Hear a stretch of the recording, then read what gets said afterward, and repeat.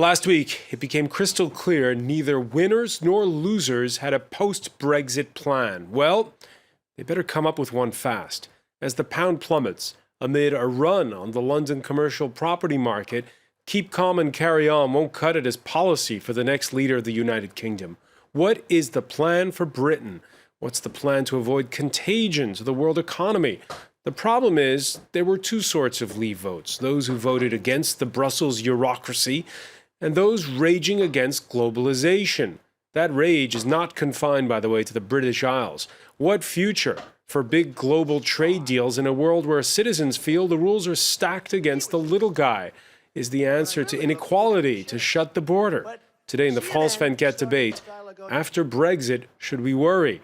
Joining us from London, he's a former chief executive of the Taxpayers Alliance, Matthew Sinclair, of public relations firm Westbourne Communications. Thank you for being with us. Thank you. And you voted?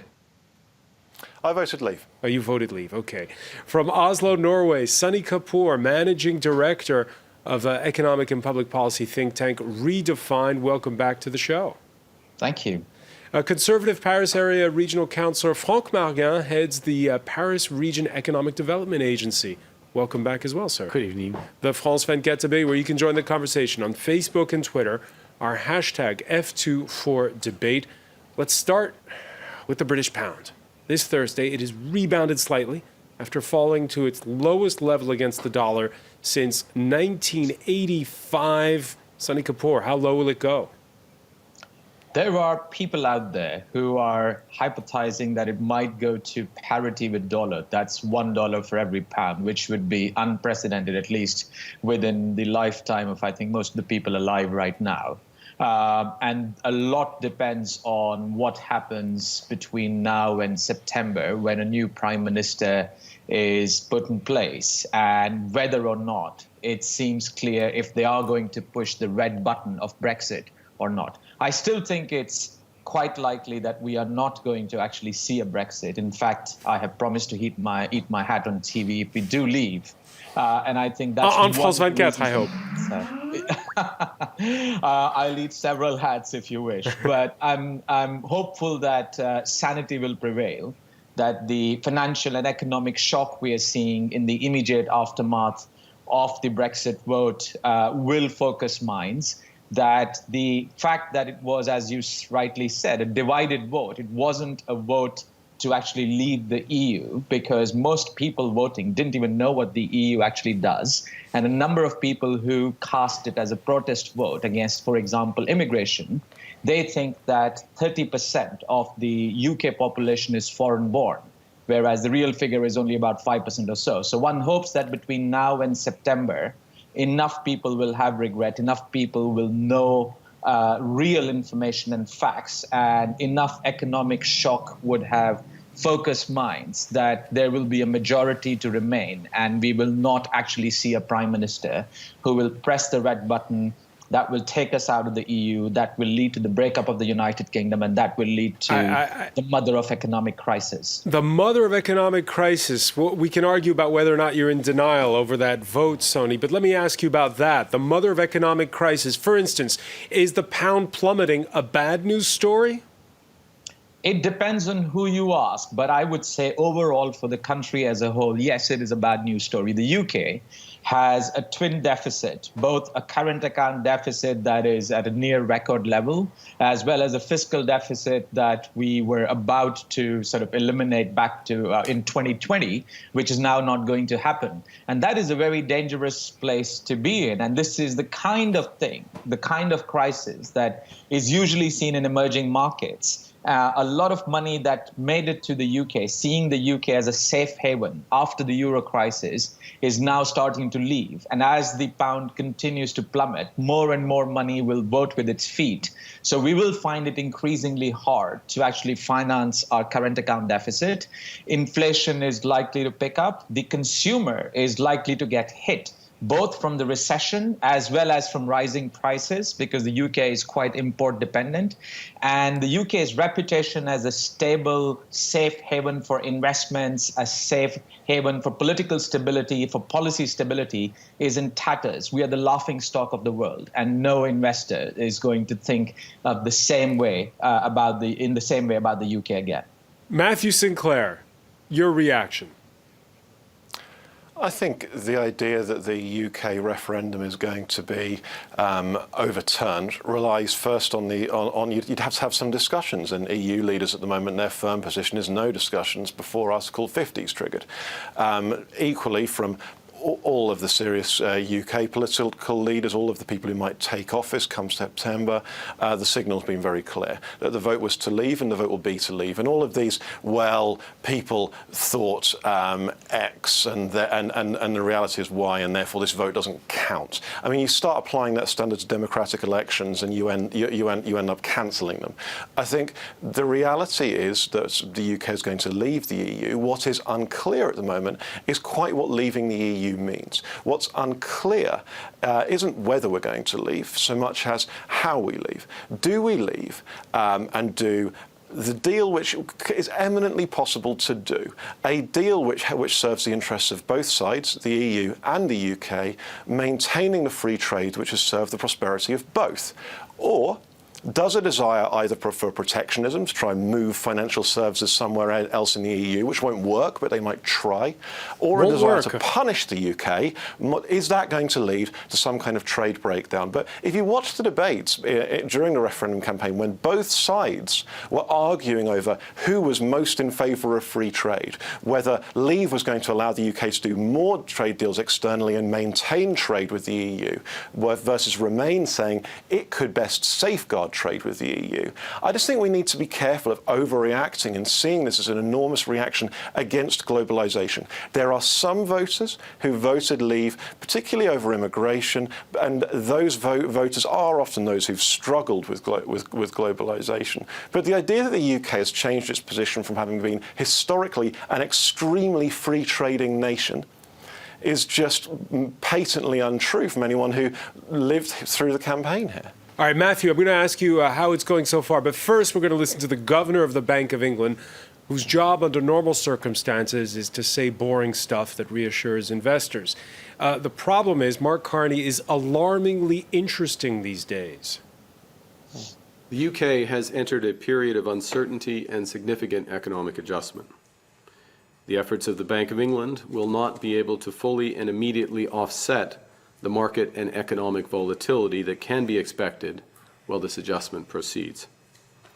More fundamentally, the future potential of this economy and its implications for jobs, real wages and wealth are not the gifts of the Bank of England, but will be driven by major decisions made by others within the public and private sectors. Matthew Sinclair, what say you to that and to Sunny Kapoor talking about that prediction that some have made of parity between the pounds and the dollar, the pound dropping to parity? Look, predicting Forex markets is a fool's game, but I think he's absolutely right to say there's enormous economic uncertainty. The UK was facing a situation where it was a non-Eurozone, non-Schengen zone economy in an EU being redefined in its economic institutions, its political institutions to serve the Eurozone and the Schengen zone. And making that, there was no certain choice in front of us. There was no choice which wasn't going to create uncertainty. But what we have done is we've brought a lot of it forward. We are confronting that uncertainty in one go. Now that has the potential prize of allowing us to address the problem rather than trying to muddle through, rather than doing this endless dance of kicking the can down the road, as we've seen in the Eurozone crisis. But it has enormous risks. The risks in particular are that the Eurozone either tries to, and frankly, particularly France, either tries to divert activity to its own shores in a kind of protection protectionist instincts. It won't work. It's much more like, I mean, from talking to senior financial services people in London in recent days and weeks, I think if you offer them a choice between a kick in the privates and relocating to Paris, they probably should take the kick in the privates. Then there's also this idea that they're going to deter other exits, that it's essential to the stability of the EU to punish the UK. And again, I think it'll be counterproductive. It's much more likely to create a deep economic shock which threatens the stability of a Eurozone still very vulnerable to asymmetric shocks. But those instincts are there and they are real. And that's why there is a huge amount of uncertainty about whether a reasonable deal which maintains market access in both directions and means that companies across the EU can access the low quality adjusted cost financial intermediation in London. That's why that is at risk, and that's why there is uncertainty. But that risk can be addressed if sensible voices on both sides win out, and that risk was going to need to be confronted as the EU changed in order to accommodate the Schengen and Eurozones, which it needs to do. I don't think anyone in the UK has any illusions that the club couldn't be run in the interests of a country like us, which was so atypical of the rest of the EU. All right, Sorry, go on. Let me get the reaction of Franck Marguin on this. First of all, this idea that a good disruption is what's needed to reshuffle the deck and make it saner for everyone. I'm not convinced that you always rebuild something when you are breaking it. It's like a toy, for kids. And I'm very surprised about the anti-French words I've heard from my colleague. I just want to remind to all our, people listening to us that Britain has decided to leave. We didn't decide to leave. We didn't, push them to leave. We just, encouraged them to stay. We didn't want them to leave. We thought that, Britain brought to Europe certain, originality and certain way of doing business. So I'm very, very surprised and actually a bit sad that this gentleman is campaigning anti-France. Now they've decided to leave. We have to reinvent, obviously, the business, and we have to reinvent our, way of trading together. And yes, if France will, welcome some corporates or some businesses, in Paris, I think that's because we have already demands. I'm, the chairman of the Economic Development Agency, and I should tell you that we got today few English corporates who need to have an access to France, and will have contacted us to establish part of their business, sort of subsidiary or some people, because they don't want to take a risk. When you are a businessman, the only thing you don't do that you don't take risk without being sure you have taken this risk to get return. So a businessman takes risks for business. They never take risks for politics. So you could see that many chairmen just, trying to preserve their shareholders' return by, thinking of moving on the continent. This is a crucial issue, isn't it? That whether or not you take risks. Political, yeah. Sonny Kapoor, it's the outgoing Prime Minister of Britain who coined the term the big bazooka approach in a different context. This idea that you need to take risks sometimes and get out of the usual Brussels muddle and compromise, and actually to have change, you need to take risks. I think what the Prime Minister essentially has done is turn the bazooka to our own head in the United Kingdom and pull the trigger. I'm afraid, and I'd like to apologize to the rest of the EU on behalf of my country. I think, frankly, we've been assholes with the rest of the EU in our dealings. Matthew was being extremely disingenuous, trying to make the point that somehow the EU is developing against the UK's interests, when the facts are exactly the opposite. That's exactly the opposite. Okay. I mean, English has become the de facto language of the EU.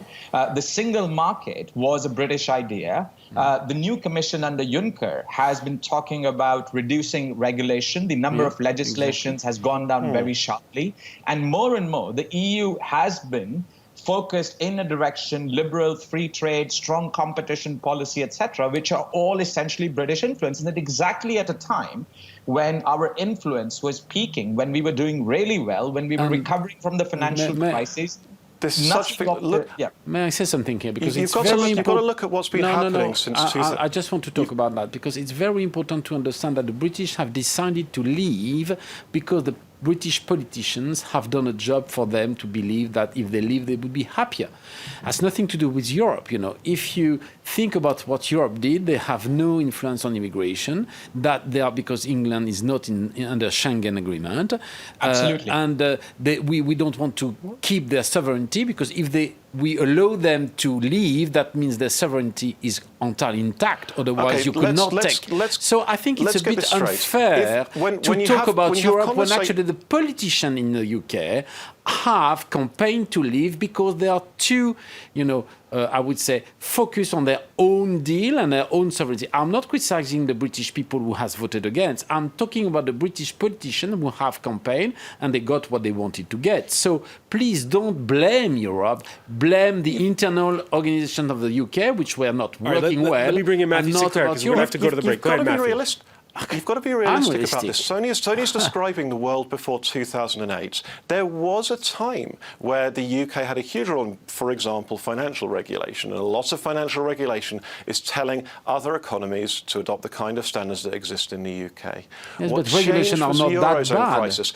What changed was the Eurozone crisis. What changed was that all of a sudden you started to see rules coming out repeatedly, which and particularly addressing areas like financial services. And you have my understanding is that the English population has voted against liberalism. One at a time. No, but Matthew Sinclair. The UK disagrees to such an extent that it was going to court. I mean, to think if any other country which had sector of such importance to it, if you live in a family, you could have disruption in order to defend against repeated rules which were infringing upon its interests. I think that shows, and I don't want to see this as a hostile, as a matter of hostility, because I think there's every way we can come to an agreement where we work together better as friendly neighbours, rather than trying to keep the UK in a club in which it doesn't fit. Now, that's going to require saying no to some of the protectionist instincts that exist on both sides. All right, and both saying no to the idea of punishing the UK, which will be counterproductive. We have to take a quick break. We can work as neighbours and to pretend. Matthew Sinclair, we have to take a quick break, and we'll pick up on that point. You're watching the France 24 debate.